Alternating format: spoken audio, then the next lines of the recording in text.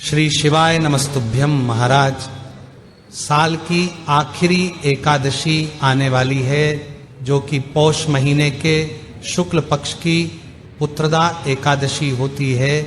महाराज, इस पुत्रदा एकादशी की तिथि 2 दिन रहने के कारण लोगों के मन में यह असमंजस की स्थिति बनी हुई है कि पुत्रदा एकादशी का व्रत किस दिन रखना है, व्रत का पारण कब करना है, और साल की आखिरी एकादशी के क्या विशेष नियम है। भारत सबसे पहले जानते हैं कि एकादशी तिथि कब से शुरू होगी और कब समाप्त होगी। महाराज, पुत्रदा एकादशी की तिथि की शुरुआत 30 दिसंबर मंगलवार की सुबह 7:51 से होगी और एकादशी तिथि की समाप्ति 31 दिसंबर बुधवार की सुबह 5 बजे होगी। महाराज, एकादशी के नियम में यह बात बताई गई है कि जो एकादशी दशमी युक्त होती है उसका व्रत रखा ना सही नहीं माना जाता है, पर जो एकादशी द्वादशी सहित होती है, यानी कि उस दिन एकादशी और द्वादशी तिथि साथ में होती है, उस दिन का व्रत सबसे सही माना जाता है। महाराज, अगर देखा जाए तो इस बार साल की आखिरी पुत्रदा एकादशी का व्रत 2 दिन ही रखा जाएगा, 30 दिसंबर और 31 दिसंबर। 30 दिसंबर को दशमी युक्त एकादशी है और 31 दिसंबर को द्वादशी युक्त एकादशी है, और द्वादशी युक्त एकादशी का फल ज्यादा मिलता है। महाराज, अब ये सब बात तो ठीक है, सबसे मुख्य बात यह है कि हमें एकादशी का व्रत किस दिन रखना चाहिए।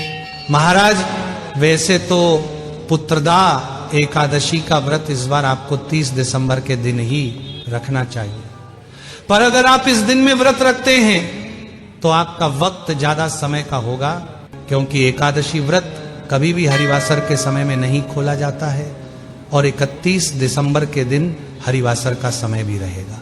और अगर आप लोग 31 दिसंबर के दिन पुत्रदा एकादशी का व्रत रखेंगे तो आप लोग उसके अगले दिन सुबह ही अपने व्रत का पारण कर सकेंगे। महाराज, अब आप द्वादशी तिथि कब शुरू होगी और कब समाप्त होगी यह भी जान लीजिए, क्योंकि द्वादशी तिथि में ही व्रत खोला जाता है।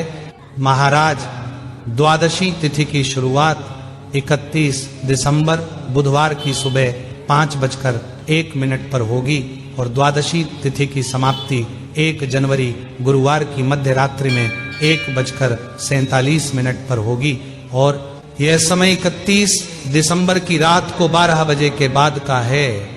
महाराज, द्वादशी तिथि की शुरुआत होने के साथ में ही हरिवासर का समय भी शुरू हो जाता है और परिवासर के समय में व्रत नहीं खोला जाता है। महाराज, अब हम लोग व्रत पारण करने का समय या व्रत खोलने का समय जान लेते हैं कि व्रत आपको कब और कैसे खोलना है। महाराज, जितने भी लोग पुत्रदा एकादशी का व्रत 30 दिसंबर मंगलवार के दिन रखने वाले हैं, उन लोगों को अपने व्रत का पारण अगले दिन 31 दिसंबर 2025 को दोपहर 1:26 से लेकर दोपहर 3:31 के बीच में करना होगा, क्योंकि जब भी एकादशी 2 दिन की पड़ती है तो पहले दिन की एकादशी वाले लोगों का व्रत पारण अगले दिन दोपहर में जाकर होता है। वहीं अगर आप लोग पुत्रदा एकादशी का व्रत 31 दिसंबर बुधवार के दिन रखने वाले हैं तो आपको अपने व्रत का पारण 1 जनवरी गुरुवार के दिन सुबह 7:14 से लेकर सुबह 9:18 के बीच में करना होगा। महाराज, पुत्रदा एकादशी व्रत का पारण हमेशा शुभ मुहूर्त में ही करना चाहिए, तभी आपको आपके व्रत का पूर्ण फल मिलता है।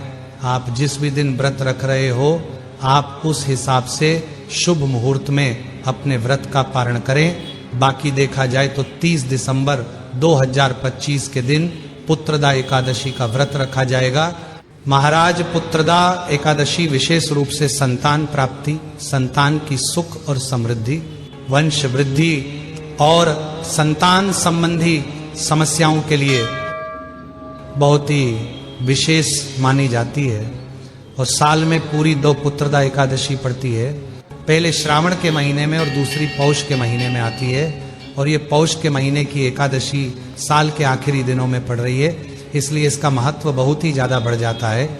महाराज, पुत्रदा एकादशी व्रत पूरे 3 दिनों का माना जाता है, जिसमें सबसे पहले दशमी के दिन एक समय भोजन करना होता है और इस दिन शुद्ध और सात्विक बिना लहसुन प्याज का ही भोजन आपको करना होता है। और इसी दिन तुलसी पत्र भी तोड़कर रख लेना होता है, क्योंकि एकादशी और द्वादशी को तुलसी को छुआ नहीं जाता है या तुलसी पत्र नहीं तोड़ा जाता है, और एकादशी के दिन जल भी नहीं दिया जाता है महाराज। उसके बाद एकादशी के दिन सुबह जल्दी उठकर स्नान करके अपने व्रत का संकल्प लेना होता है। और एकादशी व्रत में आप पूरे दिन फलहार कर सकते हैं, पानी भी पी सकते हैं, चाय भी पी सकते हैं, इसमें कोई परेशानी नहीं। पुत्रदा एकादशी के दिन आपको ओम नमो भगवते वासुदेवाय नमः मंत्र का जाप भी करना चाहिए। और शाम के समय विशेष रूप से भगवान विष्णु जी और माता लक्ष्मी जी की पूजन आराधना करनी चाहिए, उनके लिए दीपक भी जलाना चाहिए महाराज। फिर इसके अगले दिन सुबह जल्दी उठकर स्नान करके आपको शुभ मुहूर्त में अपने व्रत को खोलना चाहिए। और व्रत खोलने के लिए आप भगवान के किसी प्रसाद का उपयोग कर सकते हैं। व्रत खोलने के बाद आपको शुद्ध और सात्विक भोजन ही करना चाहिए, जिसमें लहसुन प्याज का प्रयोग न किया गया हो। इस तरीके से पुत्रदा एकादशी व्रत को यहाँ पर किया जाता है। अगर आप लोग संतान प्राप्ति के लिए या वंश वृद्धि के लिए पुत्रदा एकादशी का व्रत रखना चाहती हैं, तो आप इन पूरे नियमों का पालन करें और एकादशी व्रत वाले दिन संकल्प लेते समय अपनी जो भी मनोकामना हो वह बोलकर ही संकल्प ले और अपने व्रत को सच्ची श्रद्धा से रखें महाराज। ऐसा जरूर नहीं कि संतान प्राप्ति या वंश वृद्धि की कामना हो तभी हम इस व्रत को रख सकते हैं। अगर आप इस व्रत को किसी और मनोकामना के लिए या भगवान का आशीर्वाद प्राप्त करने के लिए भी रखते हैं तो इसमें भी कोई परेशानी नहीं। भगवान विष्णु और माता लक्ष्मी जी का आपको आशीर्वाद जरूर प्राप्त होगा महाराज। हमने आपको साल की इस विशेष और आखिरी पुत्रदा एकादशी के बारे में सारी जानकारी दे दी है, पर अभी भी अगर आपके मन में कोई प्रश्न है तो वह आप हमसे कमेंट करके पूछ सकते हैं। और आप हमारी यह वीडियो कहाँ से देख रहे हैं कमेंट में जरूर बताएं। श्री शिवाय नमस्तुभ्यम महाराज।